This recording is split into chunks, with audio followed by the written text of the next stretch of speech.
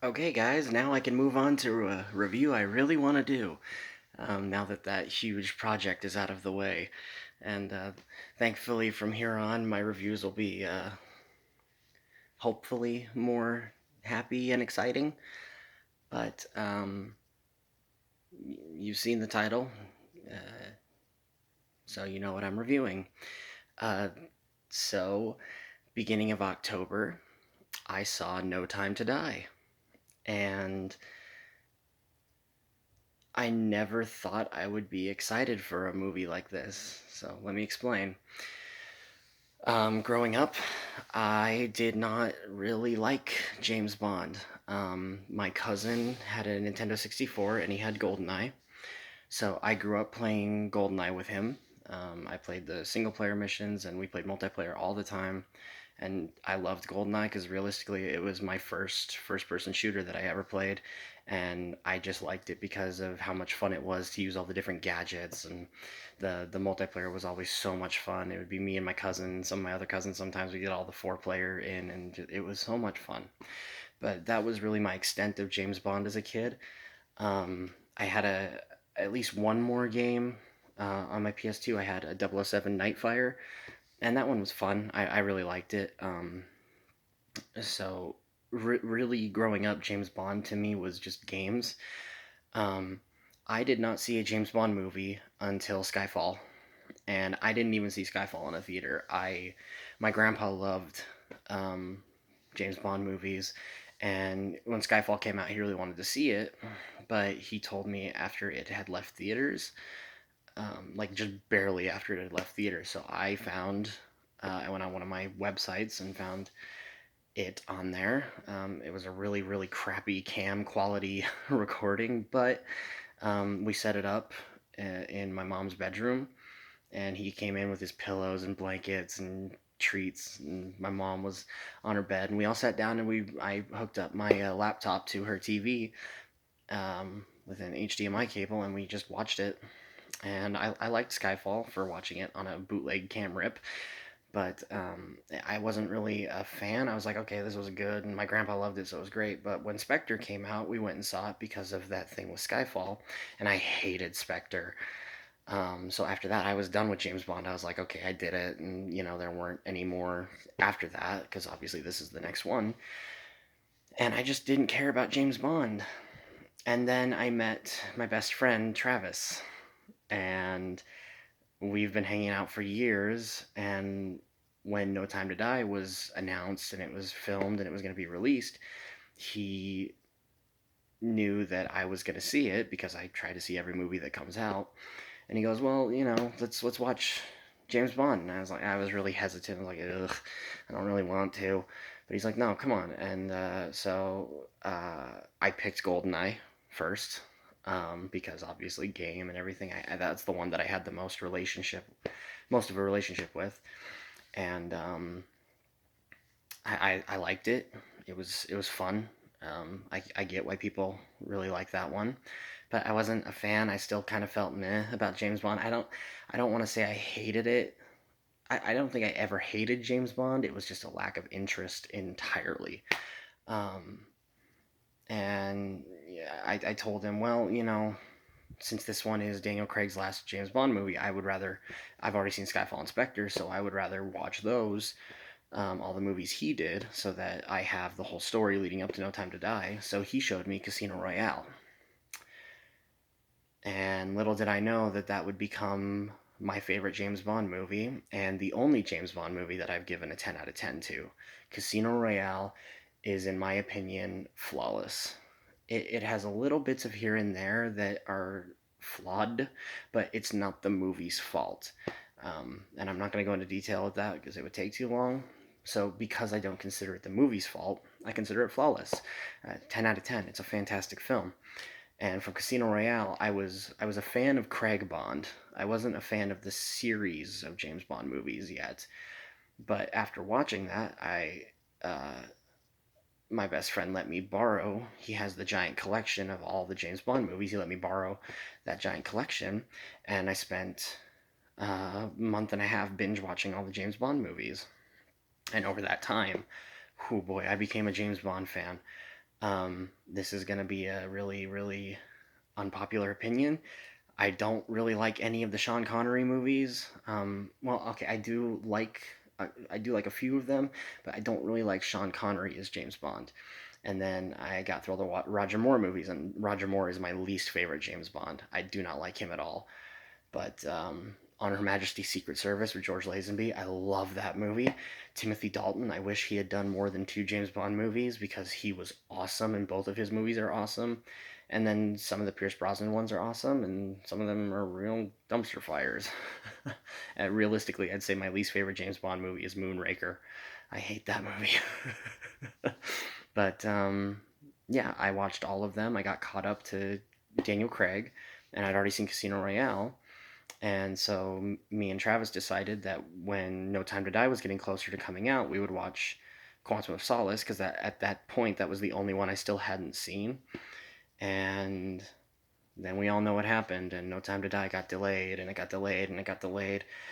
And because it got delayed so much, my hype for it just built and built. Like, I can't tell you how many conversations I had with him where it was just my hype was driving me crazy because it kept getting delayed. And he would text me every once in a while to tell me about another delay, and I would just scream into the sky. And it's like, come on, I just want to see it. So I spent a couple years just going crazy because I wanted to see No Time to Die. He turned me into a fan. Um, and then finally, it got an official release date. And as we got closer, he showed me Quantum of Solace. And then he let me borrow the Craig Bond movies because at this point I hadn't rewatched Skyfall or Spectre yet. So I spent the weekend before No Time to Die came out watching all four Craig Bonds. And Casino Royale is still my favorite. I like Quantum. It's not terrible, but it's not great either. I love Skyfall, and I still hate Spectre. But I watched through them all twice before No Time to Die came out, and then finally we hit the day, and uh, I love No Time to Die. This is probably another unpopular opinion. I don't love it more than Casino Royale, but I love it more than Skyfall. I think they're both fantastic films, but No Time to Die just hit me more than Skyfall did. Um, so just to get the non-spoilery stuff out of the way, it's great. I love it. I'm sure most of you have seen it by now. Those of you who were gonna see it have seen it, but I still want to do a review. So No Time to Die, I give a 9 out of 10. And with that, I'm gonna move on to the spoiler section because there are things I want to discuss um, in this short time that I have. So, uh, No Time to Die probably has one of my favorite opening sequences in the entirety of the James Bond series. You get the opening bit with young Léa Seydoux and Rami Malek's character coming to kill uh, her and her family and everything, which you don't know why at this point. Obviously, it's an opening. And that scene's done really well. But after that, you get the opening scene with Bond and Madeleine in on their vacation, and they're kind of enjoying their life, and uh, I knew this movie was going to be rough for me in the beginning when Bond goes to visit Vesper Lynd's grave, because Vesper Lynd is played by the one actress I have the biggest crush on, Ava Green, and it just hit me hard because Vesper is my favorite Bond girl. Again, Casino Royale, like, yeah, of course, but she's awesome, and so that scene hit me hard. And then that whole action sequence after is so much fun, and leading into the title sequence with the song "No Time to Die." I am not a fan of Billie Eilish at all. I don't get why people like a lot of her music. There are a couple songs that I get why, but No Time to Die, ever since they released the song, I can't tell you how many times I listened to it, and I was really hoping it would work well in the context of the movie, and oh my god, it does. It's incredible. The ending of the opening sequence leading into the title sequence, and you hear the song start, I got chills. Like, I actually got chills, and I was so into it at this point. Um, I have no complaints. Like, that opening sequence, I'd probably give a 10 out of 10. But we lead into what becomes our main plot with this annoying scientist character, which they were trying to play him for comedy, but I find him so obnoxious, and it's like I wish he had gotten killed a lot sooner in the film. But whatever. He's comedy relief, I guess. I don't. That's probably what they were going for. That's definitely how it plays in the movie. Um, but we kick off. Bond is definitely retired, and he's been in hiding for I think they pull an end game, and it's 5 years later. Yeah, they do. Yeah, they do. And Bond gets visited by Felix Leiter to ask. Felix wants to ask him about this mission to go find this scientist dude, and Bond's not interested because he's retired, and that's when he meets the woman. I can't remember the actress's name, but basically she introduces herself. Um, he knows she's a double O and everything, and she introduces herself as 007. And I know a lot of people hate that because no, James Bond is 007. And it's like, well, no, like we've already stated that people get number. It's just like I've seen a lot of people have problems with the fact that she's 007, and that's such a non-problem for me. It just, the comedy bits they tried to play for it don't really work for me, but it doesn't piss me off like it has some people. I don't get why so many people are getting upset by that. But of course, Bond gets sucked into this plot, and he one of the first scenes is him going to meet Anna de Armas, who is one of my new favorite actresses, and her scene in the movie is amazing. I totally wish she was in it more, and it really bums me out that she isn't because her scene is so much fun, mostly because of her. And I think her and Craig have great chemistry, so like that whole sequence is just so much fun. Um, but in this scene, you see this giant party that Spectre is having, and uh, it's being run by Blofeld from prison, and they release this weapon that is the main plot device in the movie to try and kill Bond, but the scientist dude has reversed it, so all the Spectre agents get taken out. And you know this because I mean you see him do it, but this scientist dude is actually working for Rami Malek's character. You really don't see Rami Malek's character a lot after the. I mean, even in the opening sequence, you never actually see his face because he's got this mask on. So he's really not in it until the end, which kind of is a problem that I have. I mean, I know Bond villains tend to show up in the latter half, but it feels like Malek finally shows up like a, when you got a quarter of the movie left. Like I don't think he's in it enough, and he's really not that great of a villain. I wish he had gotten more to do. Um, but I mean, I guess that's like one real problem I have with it that doesn't make it a 10 out of 10. But you get this after the fact. You get this scene. Felix Leiter gets killed because this Twinkie new agent that he's got with him is actually working for Rami Malek's character. Felix dies, and that sucks because that scene sucks. It's just I like Felix a lot. And it's like as soon as Felix died, I knew how this movie was gonna end, which I'll get into in a sec. But you get this awesome scene after the fact. Bond goes back to MI6, and he's trying to get to the bottom of this crap. He gets Q and Moneypenny involved again, and it's awesome to see them again. And Ralph Fiennes as M is still great. I love Ralph Fiennes, especially as M. He's not better than Judi Dench, but he's still good. Um, and you get this awesome scene with Bond and Blofeld that I really like, which also bums me out because it sucks how much Blofeld really doesn't matter in the grand scheme of things towards the end. It's like, oh, okay, whatever. Again, that's such a non-problem for me. But Bond runs into Léa Seydoux' character again, and turns out Bond's got a daughter that she tries to tell Bond that she's not his, but it's so obvious that she is. So I don't think they were trying to do that for audience manipulation. I think it was just for a character kind of thing. You get this awesome scene of Bond and Madeleine and their daughter escaping from their house, and this awesome fight in this these forests, and it's so cool.